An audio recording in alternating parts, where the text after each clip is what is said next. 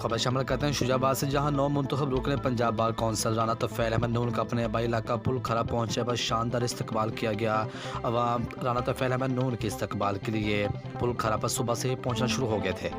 मौजा सराय नून, मौजा कैसरपुर, मौजा मोटराली, मौजा जलालपुर खाकी और मौजा खारा में मुख्तलिफ मकामात पर अवामी इज्तिमा से खिताब करते हुए कहना था कि पहले से भी ज़्यादा अपने वसीब की अवाम की खिदमत जारी रहेगी। अवामी खिदमत के सिलसिला को मज़ीद मुनज़्ज़म किया जाएगा और किसी भी अफसर को किसी भी मजलूम के साथ ज़्यादती नहीं करने देंगे।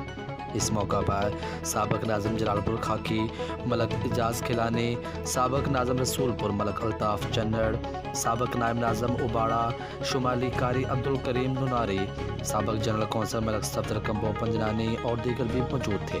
मज़ीद ख़बरों और तफसीलात के लिए देखते रहिए पासपान लाइव न्यूज़ HD। आप हमें फेसबुक और यूट्यूब पर भी फॉलो कर सकते हैं।